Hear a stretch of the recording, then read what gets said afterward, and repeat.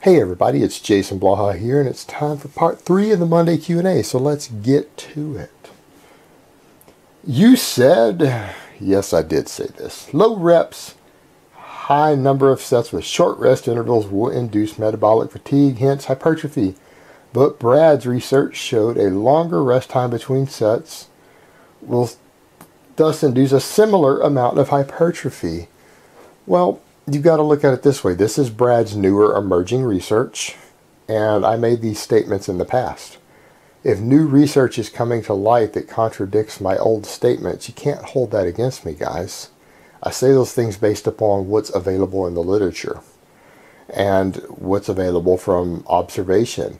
And if it's turning out, and at least Brad's data is indicative of this, we're going to see where it goes. You don't ever pull of your information off of a single study. If that's what you're doing, that's not science. If all you have is one study to show something, and you're basing what you're doing off of that, off of a single study, and thinking it's scientific, you're in a delusional world. That's not how it works. You never, ever use a single study as your only evidence.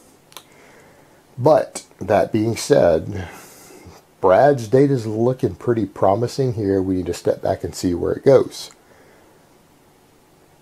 And what it may be showing is that in reality, mechanical tension and total workload itself is just as hypertrophy is inducing as metabolic fatigue is. And if that's what Brad's research shows in the long term, then we don't need to spend as much time even worried about metabolic fatigue for any sort of hypertrophy work as we have in the past. Other than when you want to let your joints and stuff rest and your nervous system rest a little bit from lifting heavier weights. It's almost just back off stuff.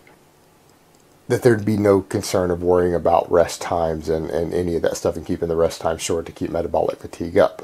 But for now, Brad's data isn't conclusive enough. We don't have enough. I like where it's going, but even then, I don't think that there's enough data yet for me to change that old statement to something definitive to say that, no, you'll get the exact same with the much longer breaks.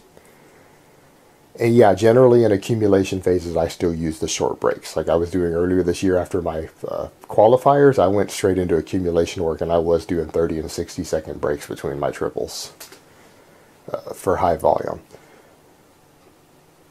I think both methods work. It's just that we're getting now into a nitpicking in the science of actually let's try to study and figure out which one works slightly better between the two methods. Or if they're equal or not, or if one is superior. And that's good because we do need to study that. But it's not conclusive yet, guys. All right, next question. Jason, what are your thoughts on dead bench press starting the movement on the safety bars and doing singles? I think that you need to be very careful doing dead stop deadlifts off of pins. There's a reason power lifters invented boards for doing this. It's because they have a soft touch. Pins have a harder touch. It's going to beat your joints up a lot more. And this is something that power lifters learned decades ago. That if you're using the pins to do it instead of a boards with a soft touch, you beat up your elbows and your shoulder joints more. You're not going to be able to do it as often. So as far as just doing dead stop hard pin presses where it's going to be steel on steel for singles, it's something you could do from time to time as an accessory, but I wouldn't make it a regular part of your training week to week because it's just simply too hard on your connective tissue versus the benefits you get out of it. But that's just my opinion on it. All right, next question. Swiss bar bench press for chest development. I prefer using the bar as my chest lags due to the shoulder issues using regular bench press. Will the Swiss bar stimulate the chest enough to bring it up?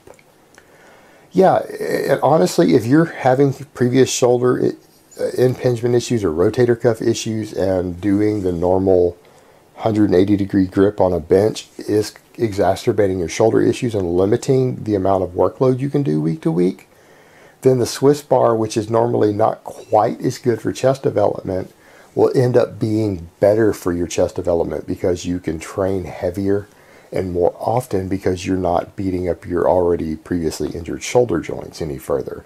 So if that's you in the situation and you have access to one of these Swiss bars or football bars that bring the tans into pronate for your pressing, then by all means use it. It can become a valuable tool for you to work around an old injury to continue to develop size and strength. By all means, do so. No issue there at all.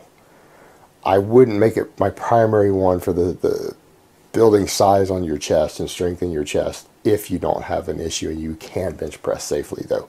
I think it falls back to being an accessory at that point. But if it is an issue, it could very well exceed the development you'll get off of a barbell because you're working around an old injury. And I think it's a good tool for that.